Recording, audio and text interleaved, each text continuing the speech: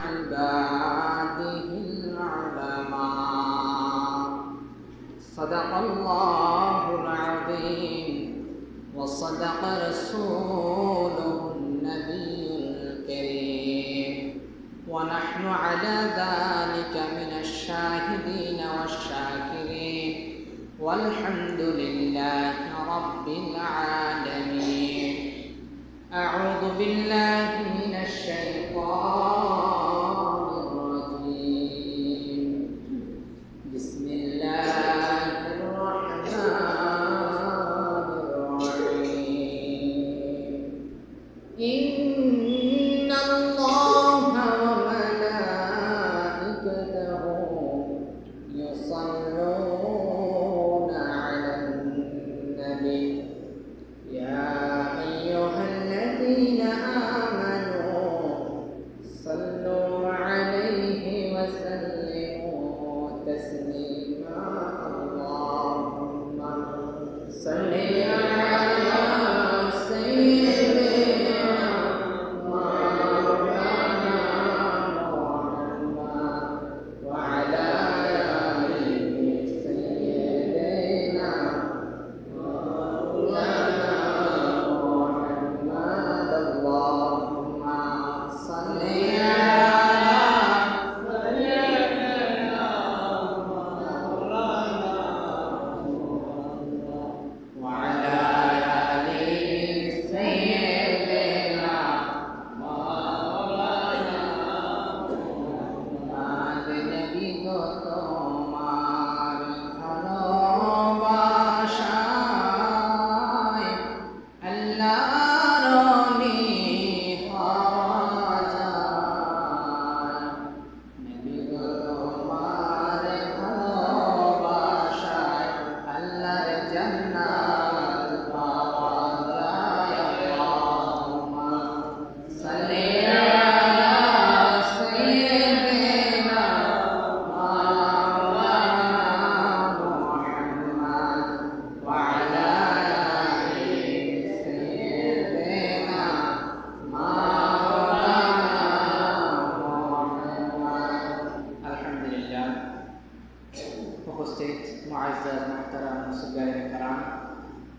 দূর থেকে আগত সম্মানিত মেহমানবৃন্দ আল্লাহ পাক রব্বুল আলামিন আজকের এই পবিত্র মাস রবিউল আউয়াল মাস নবীজির আগমনের মাসে আল্লাহ পাক রব্বুল আলামিন এই ছোট্ট মজলিসে জান্নাতের মজলিসে আমাদেরকে আসার বসার তৌফিক দান করেছেন এবং কি কোরআন ও হাদিস থেকে কিছু গুরুত্বপূর্ণ নসিহত শোনার তৌফিক দান করেছেন সেই জন্য অন্তরস্থল থেকে সকলের কাছে শুকরিয়া আদায় করি সকলের আলহামদুলিল্লাহ আলহামদুলিল্লাহ।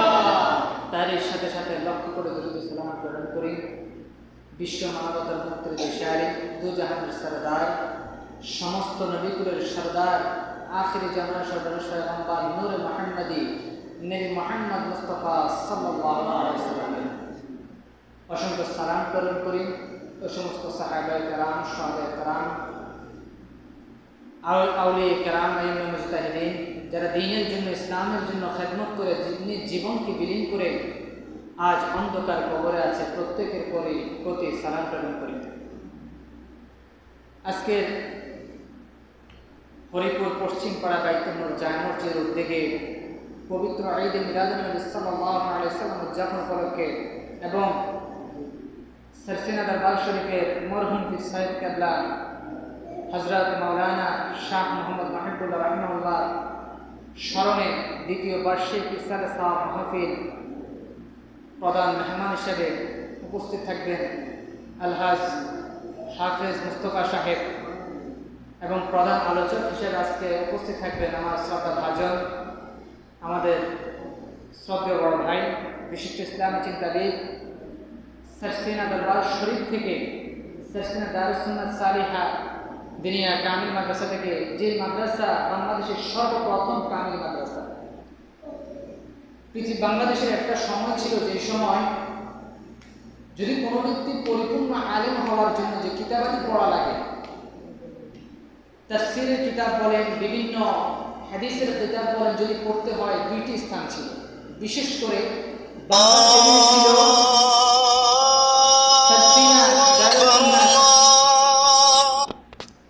সারসিনা দারুস সুন্নাত সালিহা দিনিয়া মাদ্রাসা বা কামিল মাদ্রাসা, দ্বিতীয় ছিল মিশর। তো এটা হচ্ছে বাংলাদেশের সবচেয়ে অন্যতম বা ঐতিহাসিক মাদ্রাসা। তো ওই মাদ্রাসারই মোতাআল্লিম বা ছাত্র আলহাজ হযরত মাওলানা নজরুল ইসলাম সালি সাহেব। তা আশা করি প্রত্যেকে থাকবেন, হুজুরের আলোচনা শুনবেন। আল্লাহ পাকের দরবারে শুকরিয়া আদায় করি যে আল্লাহ পাক রব্বুল আলামিন আমাদেরকে আসার বসার তৌফিক দান করেছেন। কারণ হাদিস শরীফে এসেছে, রাসূল সাল্লাল্লাহু আলাইহি ওয়াসাল্লাম বলেছেন যে দুনিয়ার জমিনে কিছু কিছু মজলিস আসে যেটা হচ্ছে জান্নাতের মজলিস। তো সাহাবায়ে কেরাম আরজ করলেন, ইয়া রাসূলুল্লাহ হাবিবাল্লাহ, ওই মজলিসগুলো কোথায় বসে? আমরা বসতে চাই, কারণ জান্নাতের মজলিসটা আবার সব জায়গায় হয় না। তো জান্নাতের মজলিসগুলো কোথায়? রাসূল সাল্লাল্লাহু আলাইহি ওয়াসাল্লাম বললেন, ওই সমস্ত মজলিস হচ্ছে যেখানে কোরআন ও হাদিসের আলোচনা হবে, ওইটাই হচ্ছে জান্নাতের মজলিস। আর ওই জান্নাতের মজলিসকে ঘিরে ফেরেশতাগণ বেষ্টন করে থাকে। আল্লাহ পাক রব্বুল আলামিন আমাদেরকে আজকের এই মজলিসে বসার তৌফিক দান করেছেন। সেই জন্য সকলে আবারও শুকরিয়া আদায় করে সকলে বলে আলহামদুলিল্লাহ। আলহামদুলিল্লাহ। তো আমি শুরুতে আসি পবিত্র ঈদে মিলাদুন নবী। ঈদ শব্দের অর্থ হচ্ছে খুশি। তো ঈদ মুসলমানের যে বাহ্যিক যে ঈদ বা আমাদের যে পরিপূর্ণ যে ঈদটা, সেটা হচ্ছে দুইটি, ঈদুল ফিতর এবং ঈদুল আজহা। এর বাহিরে যেই সমস্ত দিন আমরা ঈদ কোনটাকে বলবো, যেই সমস্ত দিনকে আমরা খুশিতে উদযাপন করব, ওই সমস্ত দিনগুলোকে আমরা ঈদ বলতে পারি। এখন যেমন ধরুন রাসূল সাল্লাল্লাহু আলাইহি ওয়াসাল্লাম হাদিস শরীফে এসেছে জুমার দিনকে ঈদ বলে ঘোষণা করা হয়েছে, এটা সবাই জানে, জুমার দিন ঈদ। এখন আমরা যারা বলি যে ঈদ দুই ঈদ কিন্তু আর কোনো ঈদ নাই কোরআন এবং হাদিসে, আমি বলবো হয়তো মনের ভুল হতে পারে। মানুষের সবারই তো ভুল আছে, বনে আদম থেকে শুরু করে এই পর্যন্ত আমরা সবাই কেউ ভুলের ঊর্ধ্বে না। কিন্তু যারা নবী রাসূল আউলিয়া কেরাম, তাদেরকে আল্লাহ পাক রব্বুল আলামিন হেফাজত করেন, এই জন্য তারা হেফাজতে থাকেন। তার মানে আমরা ব্যতিক্রমে যারা আছে, মসজিদের ইমাম বলেন, খতিব বলেন, সবার ভুল আছে, তো ভুলেও হতে পারে। তো এই খুশি যে দিনটাকে আমরা মানাবো, ওই দিনটাকে আমরা ঈদ বলতে পারি। এবার আসুন, রাসূল সাল্লাল্লাহু আলাইহি ওয়াসাল্লাম এই দিন জন্মগ্রহণ করেছেন এই মাসে, পবিত্র রবিউল আউয়াল মাসের 12 তারিখ। এই দিন নিয়ে অনেক মতানৈক্য আছে, কিন্তু তারপরেও অসংখ্য উলামায়ে কেরামের মতে, অসংখ্য তাফসীর কারকগণের মতে, মুহাদ্দিসিনে কেরামের মতে 12 রবিউল আউয়াল রাসূল আকরাম সাল্লাল্লাহু আলাইহি ওয়াসাল্লাম দুনিয়ার জমিনে এসেছেন এবং এই দিনেই দুনিয়ার জমিন থেকে বিদায় নিয়েছেন। এখন প্রশ্ন আসে যে রাসূল হলেন দুনিয়ার জমিনের সর্বশ্রেষ্ঠ নবী, যিনার উম্মত হওয়ার জন্য অসংখ্য নবী কেরাম পর্যন্ত দোয়া করেছেন। তাহলে ওই নবী দুনিয়া থেকে যেদিন আসলেন, যেদিন আমরা বিদায় নিলেন, ওই দিনকে আমরা কেন খুশি উদযাপন করতেছি? তো প্রশ্নটা হলো, যেমন ধরেন রাসূল দুনিয়ার জমিনে আসা আমাদের জন্য যেমন খুশির বিষয়, রাসূল দুনিয়া থেকে বিদায় নিয়েছেন, এটাও আমাদের জন্য খুশির বিষয়। রাসূল সাল্লাল্লাহু আলাইহি সাল্লামের 63 বছর জিন্দেগি দুনিয়াতে কাটিয়েছেন। এই 63 বছর জিন্দেগি কার জন্য কাটিয়েছেন? আপনি যদি এবার চিন্তা করেন, রাসূল সাল্লাল্লাহু আলাইহি সাল্লাম যখন নবুয়ত পান নাই, দ্বীনের দাওয়াত এখন শুরু করেন নাই, 40 বছর বয়স পর্যন্ত, তখন কিন্তু কোনো মুসলমান রাসূলকে আলামীর উপাধি দেন। আলামীর উপাধি কারা দিয়েছে? কাফের, মুশরিক, বেঈমান তারা। তার কারণ সংক্ষিপ্ত একটু কথা বলি, রাসূল সাল্লাল্লাহু আলাইহি ওয়াসাল্লাম কেমন ছিলেন? রাসূল সাল্লাল্লাহু আলাইহি ওয়াসাল্লামের কাছে আমানত রাখতেন। আমাদের কাছে বর্তমানে আমানত থাকে না, আমরা খেয়ানত করে ফেলি।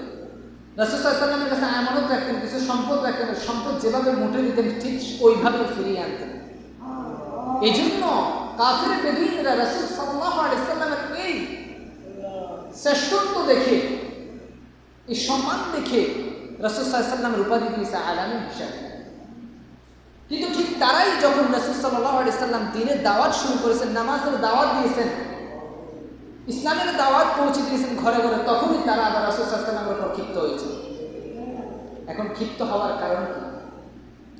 ক্ষিপ্ত হওয়ার কারণ হচ্ছে, যেমন ধরেন রাসূল আকরাম সাল্লাল্লাহু আলাইহি ওয়াসাল্লাম দুইজন ব্যক্তির জন্য দোয়া করেছেন। তারা দুইজন, আবু লাহাব, আরেকজন হচ্ছে হযরত ওমর রাদিয়াল্লাহু তাআলা আনহু। এখন দুইজন ব্যক্তির জন্য রাসূল দোয়া করেছেন কেন? তাদেরকে হেদায়েত দেওয়ার জন্য। হেদায়েত দেওয়ার মালিক কে? আল্লাহ। হেদায়েত দেওয়ার মালিক হলো আল্লাহ। এখন রাসূল সাল্লাল্লাহু আলাইহি ওয়াসাল্লাম দোয়া করেছেন, আল্লাহ পাক রব্বুল আলামিন হযরত ওমরকে কবুল করেছেন। এটা আরো বিস্তারিত বলতে অনেক ঘটনা। তো হযরত ওমরকে কবুল করেছেন। এই জন্য কাফির মুশরিক বেদুইন মক্কা মদিনায় গোটা বিশ্বে ওই সময় অনেক ছিল।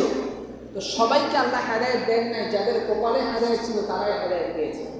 যাদের কপালে হেদায়েত নাই তারা জিন্দেগিতে হেদায়েত তাকে পায় না। এরপরে আসি, আমরা মুসলমান, সবাই মুসলমান। এখন আপনি কিভাবে মুসলমান?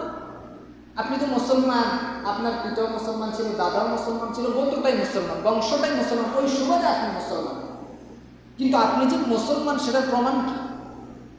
দাঁড়িয়ে রাখলে, টুপি মাথায় দিলে, পাঞ্জাবি ব্যবহার করলে মুসলমান হওয়া যায় না। সপ্তাহে একদিন এক জুমাই মসজিদে আসলে মুসলমানের পরিচয় হয় না।